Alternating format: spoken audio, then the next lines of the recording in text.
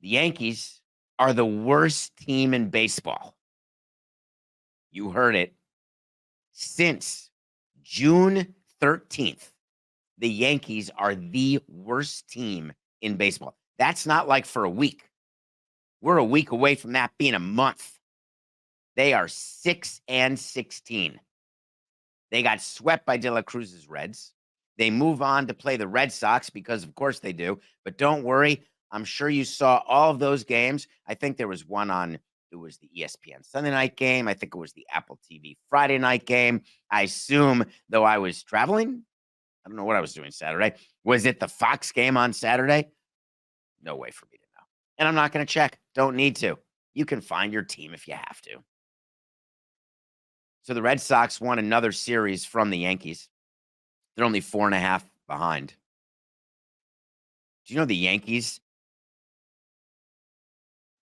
have not won a series in 7 straight? 6-1. When we do our pre-All-Star and post-All-Star plan, as we get to the number of wins we need to get a wild card spot or to even win a division, but my math was always to be a wild card. You never have a stretch of 7 series that you don't win a series. There is no path to October that includes a stretch of 7 series without a victory when you're chasing. When you're being chased, you can stand for a period of mediocrity and rebound from it. When you're chasing, you cannot. The Yankees are both being chased and chasing. In terms of catching the Orioles, where they're already 3 games behind, this sort of stretch is enough to make it that winning the division becomes almost impossible. When you're being chased for the wild card, which they are being chased in the American League, this sort of stretch, no problem. It allows the PR people with the Yankees to give Aaron Boone the talking point, which is, we're fine. Don't worry. There's virtually no reason to panic. What I love about teams when they say don't panic, what it means is that they are having meetings, lots of panic meetings. A panic meeting with your baseball people goes as follows. We're off the subject, Coke, I'm sorry. But a panic meeting is when you call the GM into your office and you're the team president or the owner, and you say, we've lost our last 7 series. And the GM says, no, we're 0-6-1. And I say, no, we've lost our last 7 series. We are falling further behind blank. What are you going to do starting today to stop this slide? The reason that's a panic meeting, and that's what all owners and presidents say to their baseball people, is that it is preposterous and shows a complete lack of understanding baseball. Do you think the GM can wave his magic wand, or you can fire the manager or yell at the manager, do whatever you're going to do with the manager, and all of a sudden, slump ends? The players each day are preparing the exact same way. Every day. They have got a routine. There's more routine in baseball than any other sport. There's more routine among the coaching staff. There's more routine among the trainers, the prep.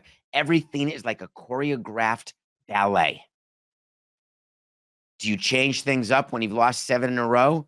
Certain players, do they eat salad instead of chicken? No. Do they shower at different times? There are some players who take batting practice naked. That was always a good one. That's when you know your team's in the crapper, when you see a bunch of nakedness in the batting cage. But what exactly do you do when you had the best starting pitcher in baseball, and therefore you were the best team in baseball, and now your starting pitching stinks and you're the worst team in baseball? What meeting is that? When are people going to realize the correlation between starting pitching and winning exists, and to stop doing all of this ridiculousness with openers and 4-inning pitchers and not letting starters go through the lineup? Starting pitching is the most important part of a winning baseball team. It's been lost in the ether of analytic Ivy League men. But where it's not lost is in the correlation to winning. Oh, don't tell me about winning pitchers. I don't care. Doesn't even matter who the winning pitcher is. Wins. Do you know what we do because of this? It's so bad. I'm sorry, Coca. It's just bad. The reason why in baseball they like to make everything more complicated is to make it seem like you can't do it and they can, which is why they have a job and you don't. You wouldn't understand this. We're not looking at just wins. And then all of a sudden they do a Jim Carrey Ace Ventura spreadsheet. This is what we're looking at. And then you've got all the people outside the industry who try to copy it on podcasts or on blogs. And they're saying, I analytically looked at the following 59 things, did 690 million simulations, and I realized the Yankees' expected record would not be 6-16.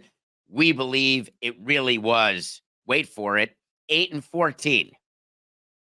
The value added there, it knows no ends. Well, in the real world where people actually run baseball teams, wins matter. Pitching matters. The Yankees have the worst starters ERA since this slide began. Coincidence? Am I just trying to find a stat to back up my story? To bolster my case? No. I've been talking about pitching, speed, defense. Have the Yankees stolen a base since I was young? Trying to remember this season. I think they're on the longest streak without a stolen base. No pitching, no base running. No hustle either. They haven't even won back-to-back games in almost a month. That's a team that doesn't make the playoffs. But luckily, we had Juan Soto, who explained it all to us. This is what you hear from players. It's exactly what we want you to hear players say. It is no coincidence. Juan Soto, it's tough. Everybody's aware of what we're going through, but I think the energy is still up. Hallelujah. The energy is still. What does that even mean? After a loss, the clubhouse is quiet. After a win, they play music.